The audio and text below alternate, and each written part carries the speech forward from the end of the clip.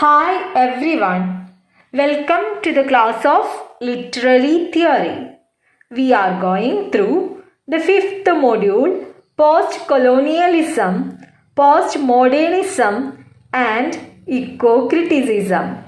Today, I introduce the term Universalism and Habermas's theory of modernity, the unfinished project. Let's begin with Universalism. Universalism is the philosophical and theological concept that some ideas have universal application or applicability. A belief in one fundamental truth is another important tenet or principle in universalism. The living truth is seen as more far-reaching than the national, cultural or religious boundaries or interpretations of that one truth. As the Rig Veda states, truth is one. Sages call it by various names. A community that calls itself universalist may emphasize the universal principles of most religions and accept others in an inclusive manner. In the modern context, universalism can also mean the pursuit of unification of all human beings across geographic and other boundaries, or the application of universal or universalist constructs such as human rights or international law. Universalism has had an influence on modern day Hinduism, in turn influencing modern Western spirituality. Christian universalism refers to the idea that every human will be saved in a religious or spiritual sense, a concept also referred to as universal reconciliation.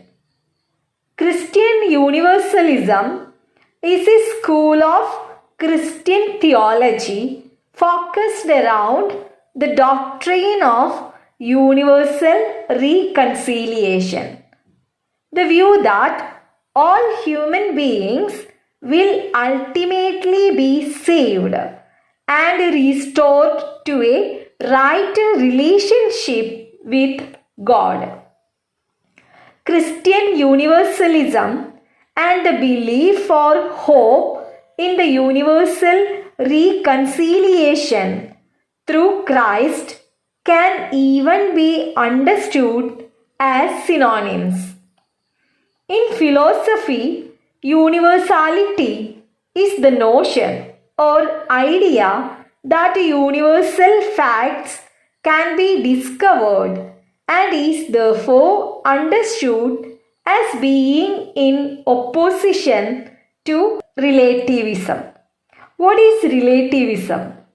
It is a family of philosophical views which deny claims to objectivity within a particular domain and assert that facts in that domain are relative to the perspective of an observer or the context in which they are assessed.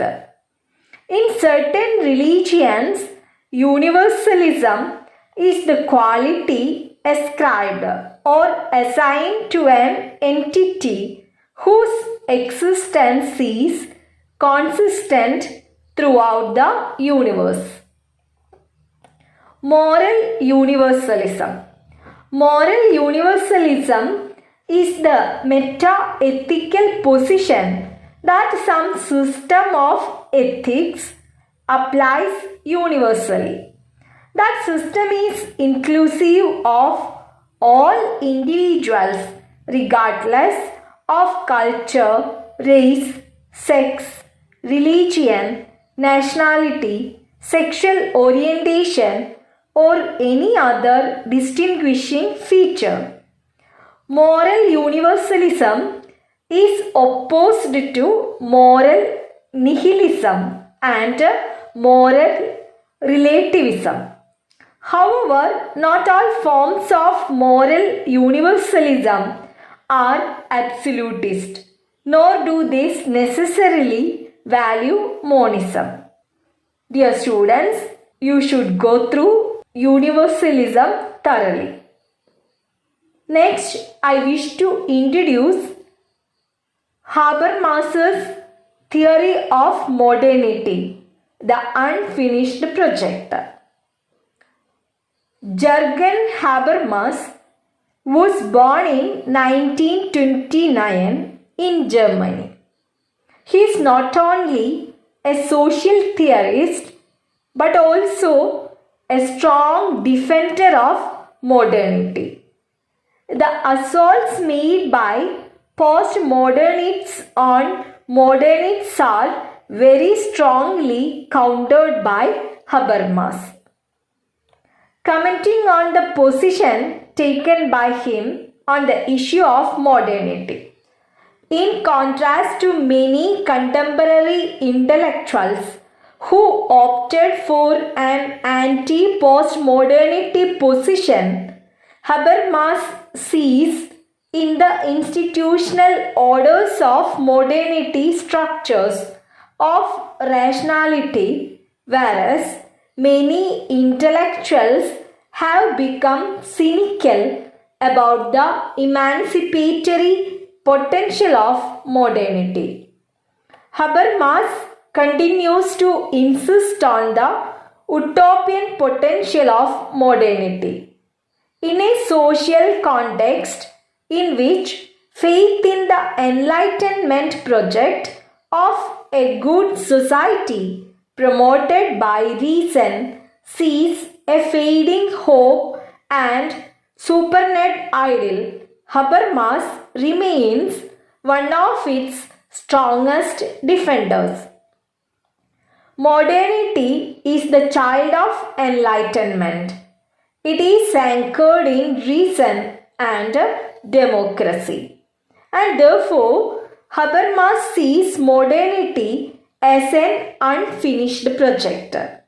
It means that much more has to be done in the realm of modernity before thinking about the possibility of a postmodern world.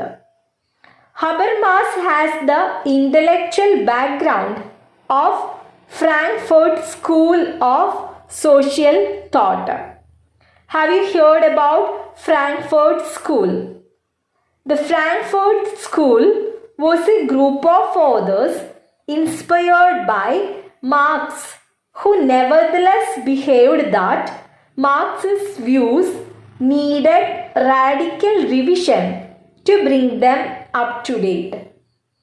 They argued that Marx had not given enough attention to the influence of culture in modern capitalist society.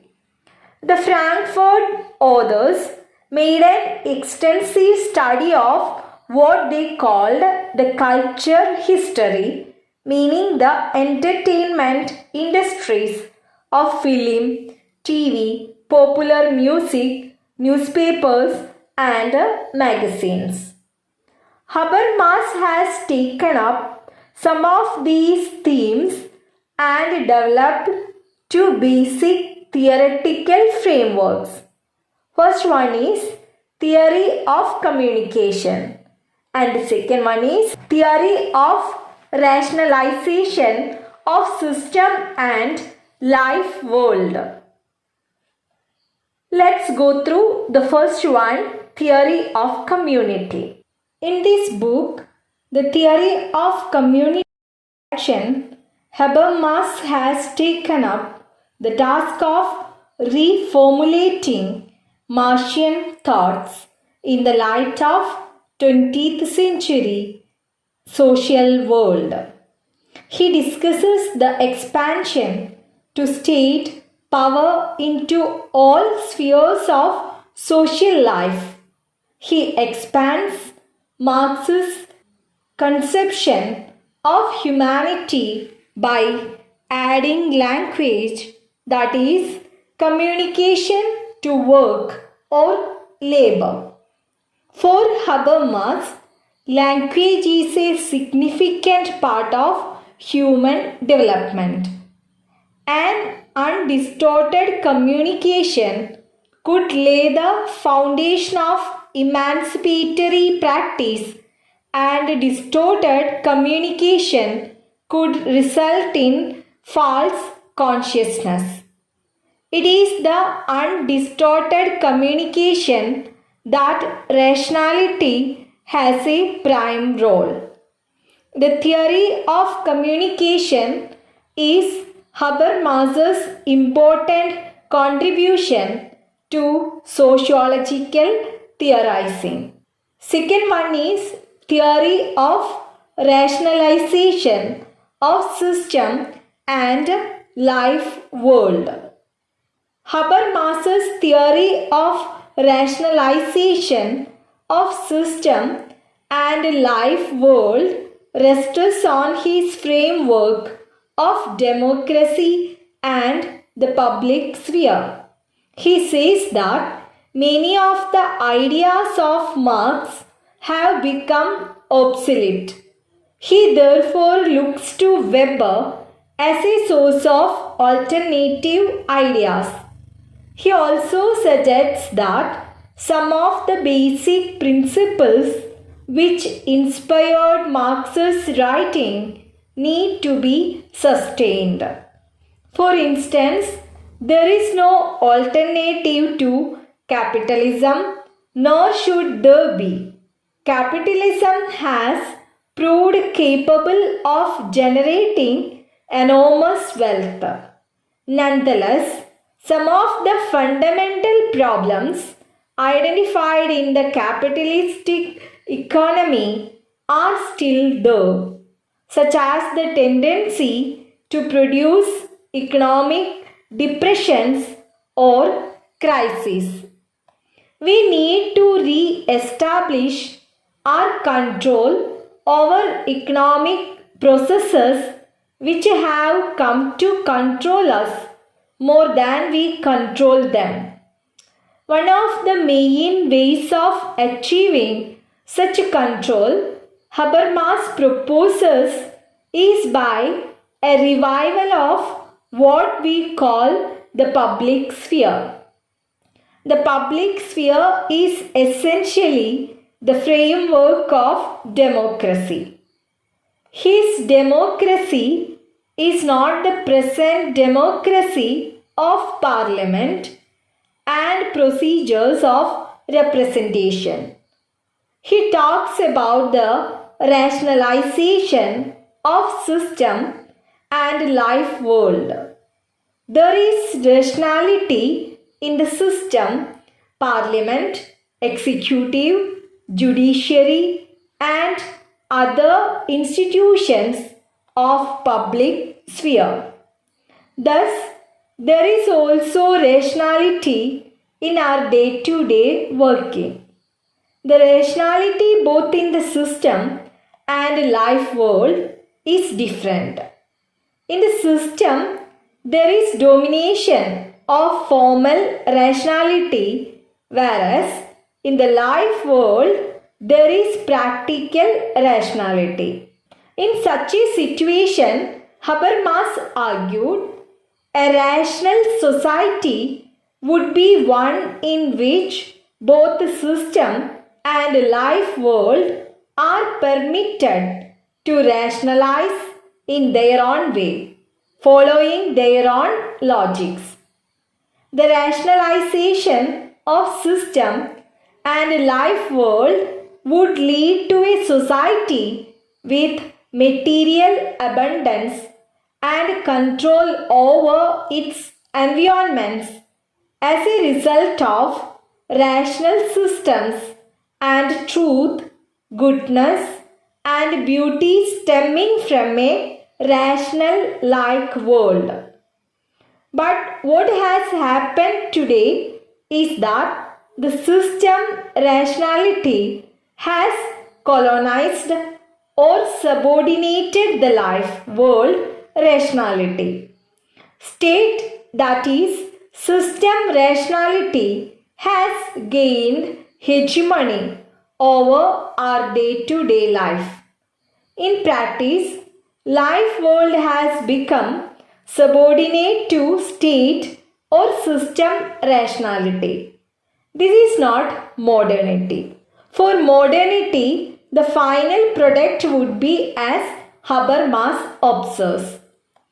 A fully rational society is that in which both system and life world rationality are allowed to express themselves fully without one destroying the other.